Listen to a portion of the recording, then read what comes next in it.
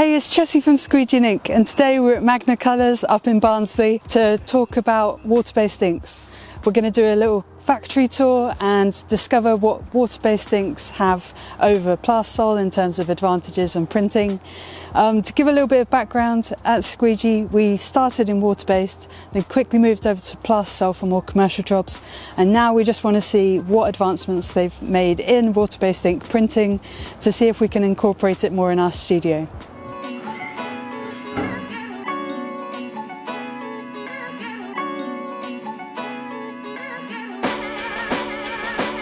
I'm in the Magna Colours lab at the moment, so they've even got like a hand table and they've got the auto.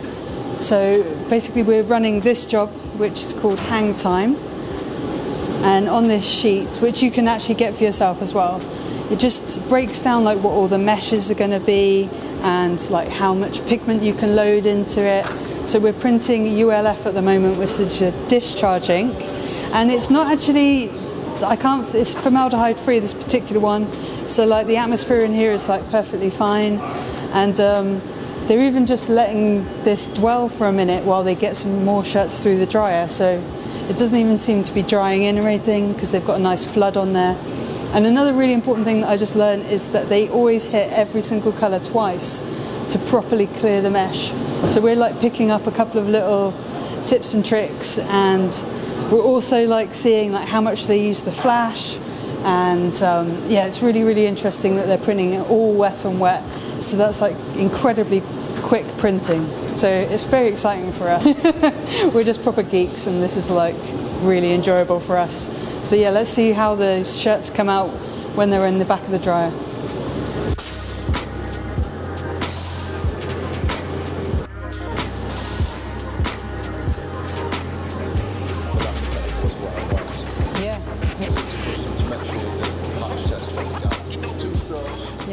So this is fresh out the end of the dryer and it's the 4 colour.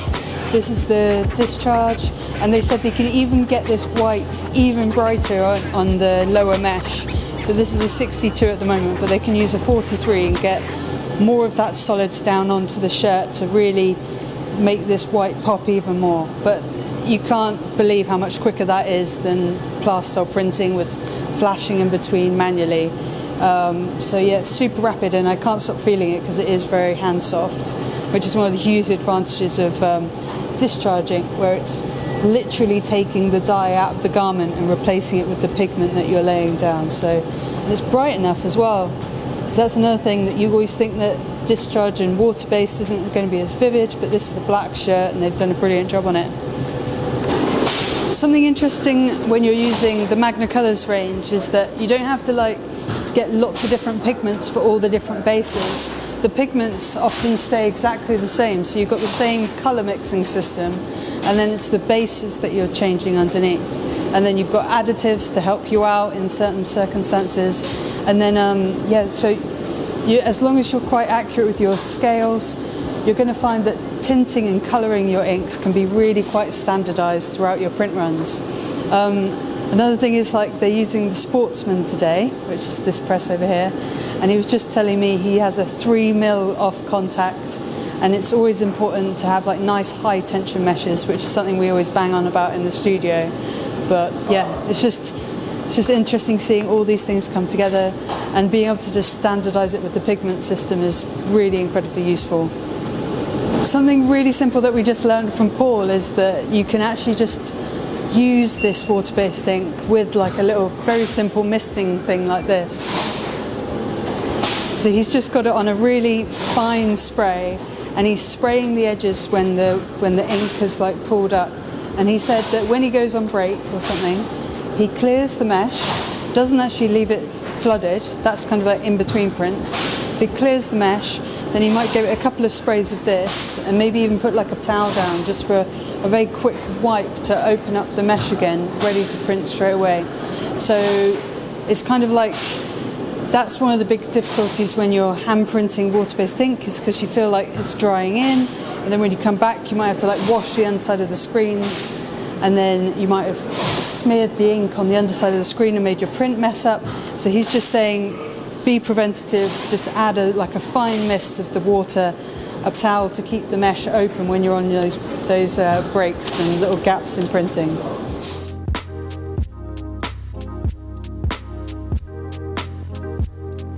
So the guys are just using the red chili flash just before the ink starts going down, and this is actually a really cool little printing tip, because if they get the pallets nice and hot, and these are aluminium platens, then if they're hot to begin with, then when it's actually running in production, you can do shorter flashes. So for example, we're reducing the flash time in between printing to about 2 seconds under the flash instead of about 5. And this really helps when you're in production, because you don't want the ink getting stuck on the underside of the next screen. So it's reducing that tack just by preheating the platens to begin with.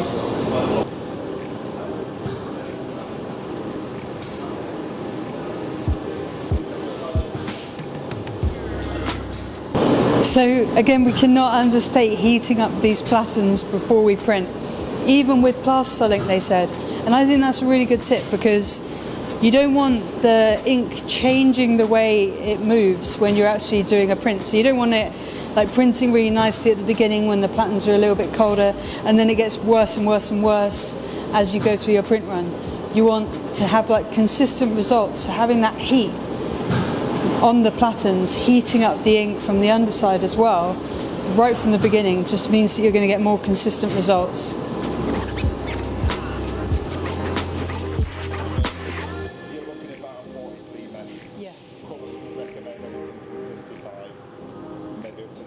Paul's just telling us about what mesh counts you might want to choose for your underbases and your colours. So he said that 43T is really good for your underbases and your whites and things, and then they do all the colour matching here to a 62T mesh for all the colours. So if you're sticking to a 62T mesh, then you know that you're going to get like the most accurate colours when they're being printed.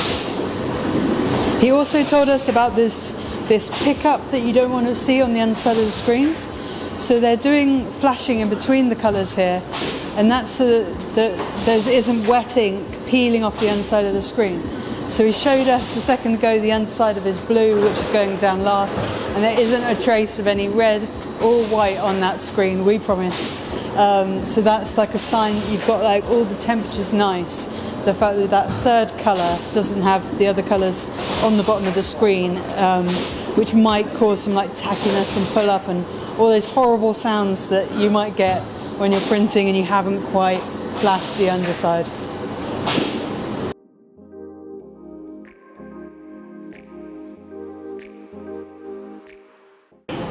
With being water-based ink, it's a thick flood.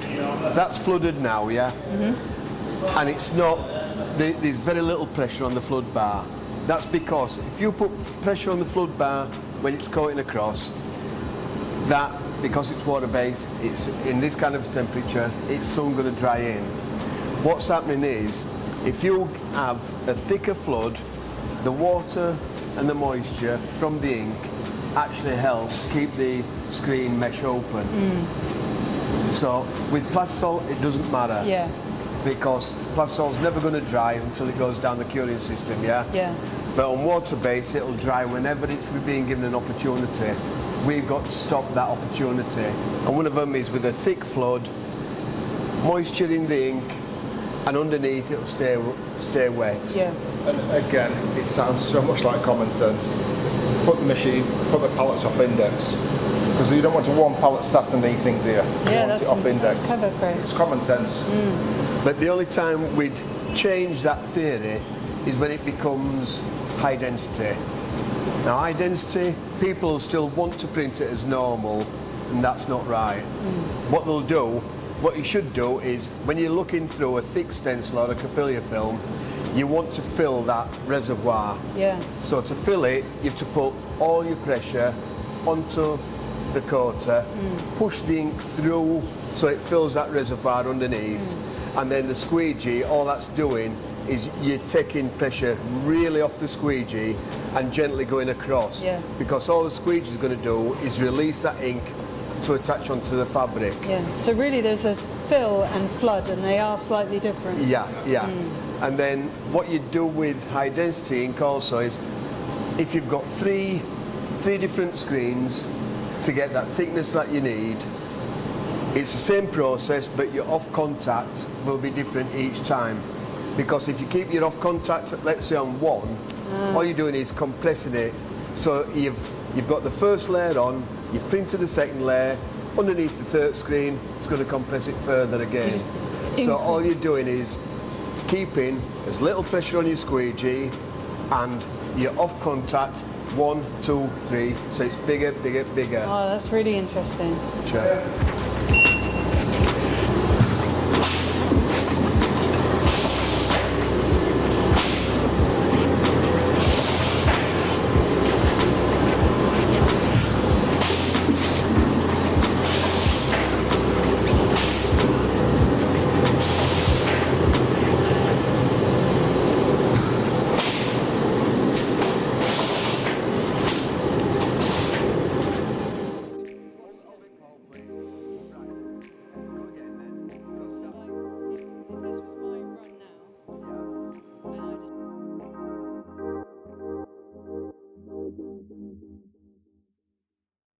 One of the questions we had for the team is, how do you tell if water-based ink is cured?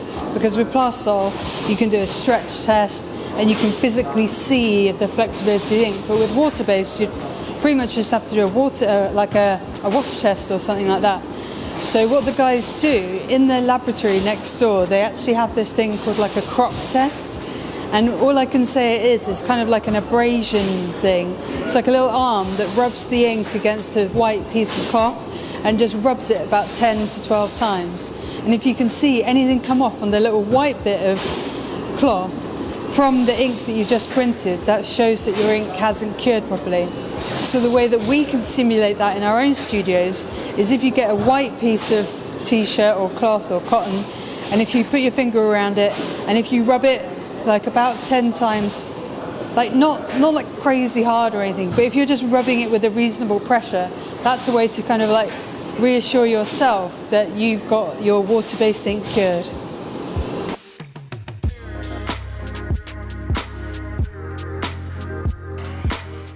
Another question we gave the team here is, can you cure water-based ink with a heat press? And they were really like not sure whether to answer that properly, because when you're talking about heat pressing something, you still have to get the ink to a certain standard of dryness so that it's not picking up on your Teflon sheet when you're heat pressing it. So everyone's going to be treating that differently. Some people might even get the ink printed and then they're using like a heat gun, and then they might flash it 3 times and then it's touch dry, and then they might flash it another time just to make sure. So there's lots of variables there. So he said, if it really is your only choice, get rid of the heat gun and try and do like a very systematic amount of flashes, then do your heat press, and then if you're peeling up the Teflon and you see any ink, you haven't got it dry enough before you've heat pressed it. And then you've also got to like think about, if there's colours on top of an underbase, are you being able to like fleck that ink off the white underbase? Is it adhered? Because when you're doing layering of ink, it's all about this adhesion from the colours to the white underbases and other underbases that you're putting on these water-based inks. So it's not the best method. You can do it, but just have to be systematic and make sure you're doing your tests.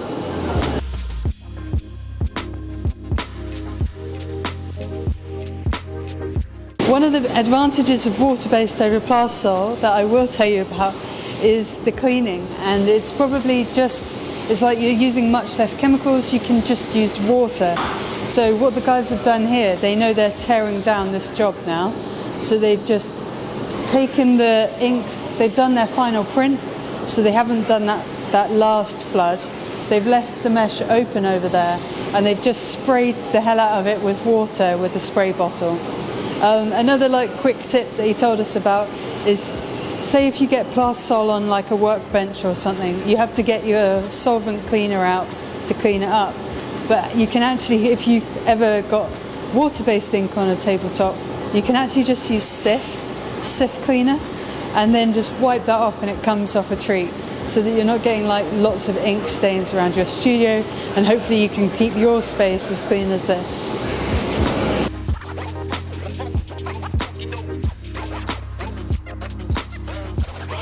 We were just talking about how you can reduce the problem of like little white flecks coming up from your underbase in your top colours, and the main issue that it seems to be to troubleshoot that is basically trying to get all of that first layer of ink to be as smooth as possible.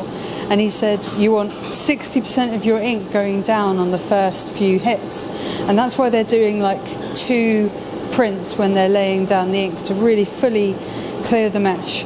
And he also said when you're actually hitting the print, you want like a kind of a low angle on your squeegee. That way that you're going to lay it down and deposit more ink.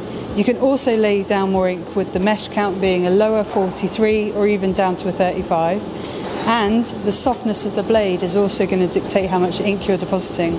So you've got a nice soft blade, low mesh, 2 hits, and all of those things combined are going to make a really nice solid but also very smooth underbase for your top colours.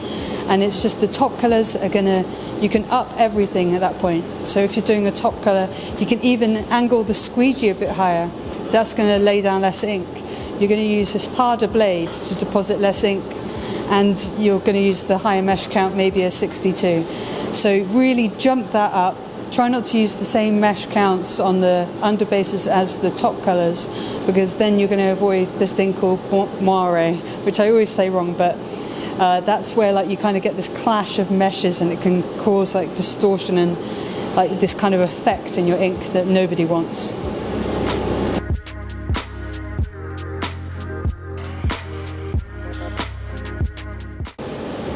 When anything such as multichrome, multi-shine sits on top, it's got to be a black surface. So it doesn't even matter if it's a black fabric.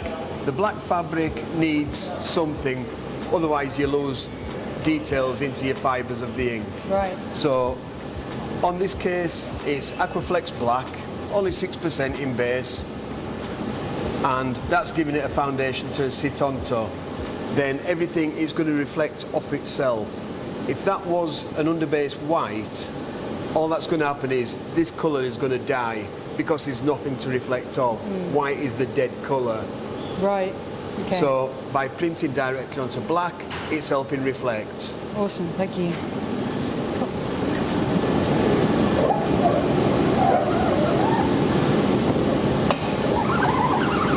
I've got to get into the habit of hitting all this twice because it's iridescent ink, right? And then we'll leave it flooded. We'll do the flash.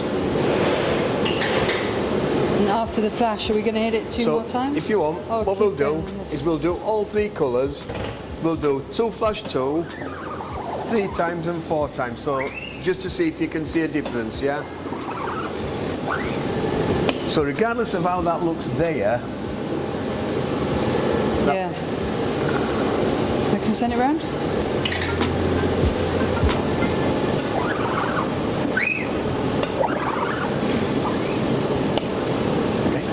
and just to reiterate then, when you get any sign of pinhole, the pinhole isn't necessarily from the colour you've just mixed. Yeah.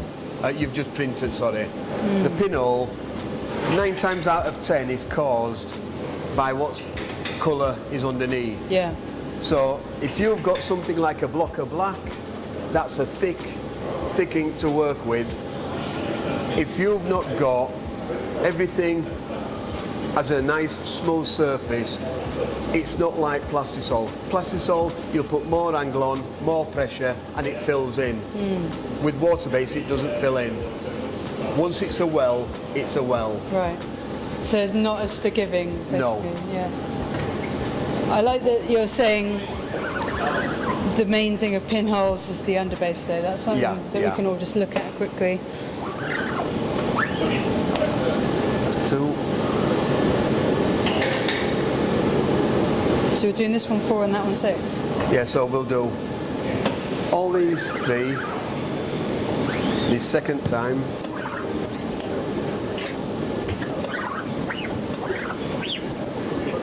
That is actually really nice and smooth, is that?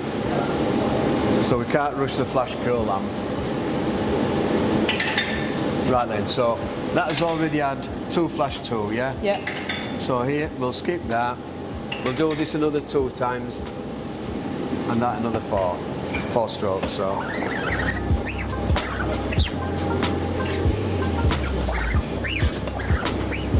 But also, while we're doing this, the one thing that's nice is, regardless of the amount of strokes from the first one to the last, it's a really nice ink and it still feels nice and soft. Yeah, it does feel soft when it's cured. Right then, so the first one, 2 flash 2.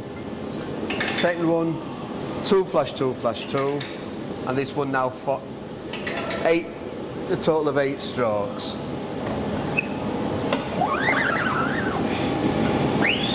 And then on this one, leave the squeegee dry. Yeah.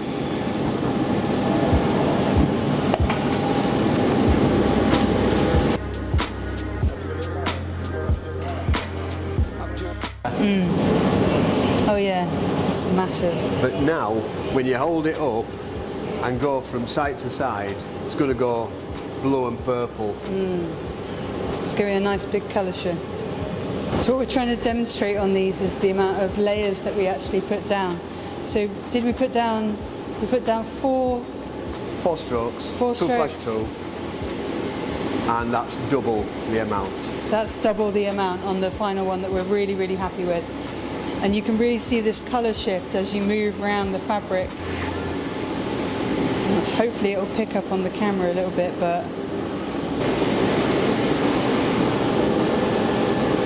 And the massive advantage over this from foils is that foils have they've only got so many washes that they're going to really hold up against, whereas ink is really becoming more part of the material and the fabric, so this is going to hold up to a much longer wash duration, and it won't actually flake off like you get with the foils, which kind of have like a shelf life. So that's one way that we're winning as screen printers, and we can compete with the transfer market a little bit more because we can do this. Yeah, you usually put special effects last.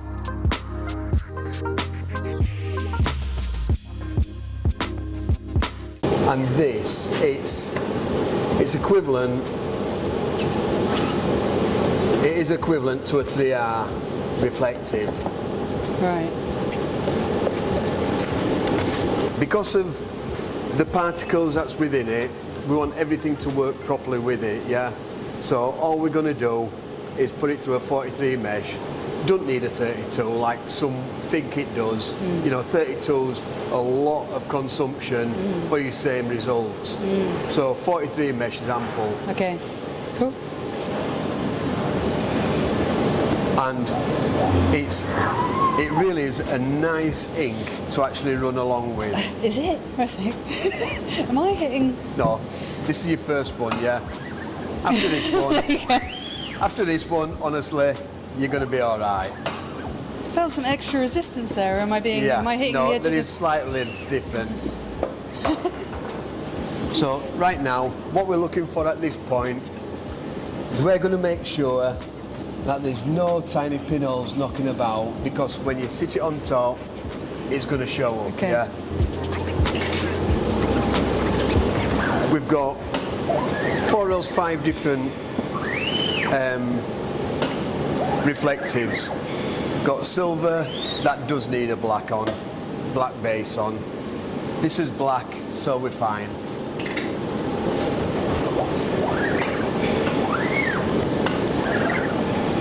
Am I flooding? Because we're doing another thing, another layer. Do you kind of like tell people to use like thin thread mesh or anything like that? I leave that to them, what they're used to. Right. I mean, all right, your hydro mesh is going to be better, but it's 2 and 3 times the price. Yeah, so for us, when we're showing them, or when we're just doing a display, we'll use whatever mesh they've got. We do know which our preferences are. We do know which will give better results. We will advise them, you know, if you go into hydro, it's better because it'll get more down, because it's a finer mesh. Oh yeah, but look at the cost. Okay, we'll work with what you've got. Yeah, yeah. So it's you've got to work with the people that you're visiting. Jesse, what size frames do you print on? I'm guessing not 33 long. No, we do 20. We do. Really? Yeah, yeah. What am I doing now? Yeah, Flood? No, just right. Here we go now then. Hold up, Paul.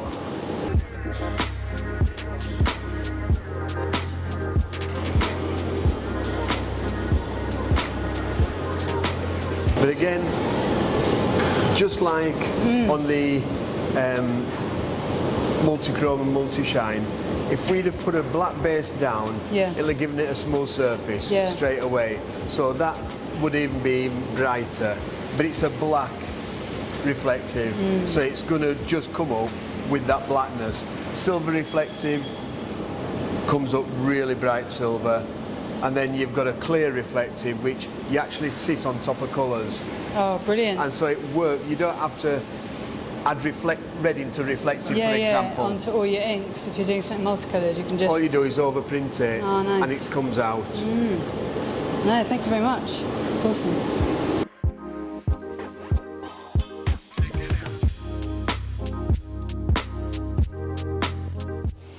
We've just finished up our tour and we've got loads of things that we want to implement in our own studio now, and we've also got Magna Colours team to fall back on if we have any queries or anything like that, but most of the time you can just go off the data sheets because they've worked it all out for you.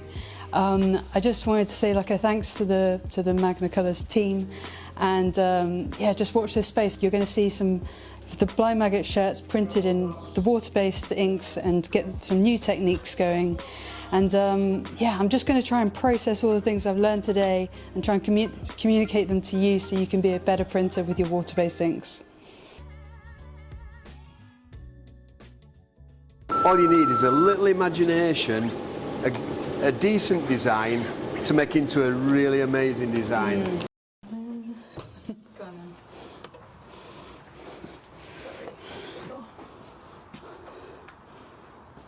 Here it comes.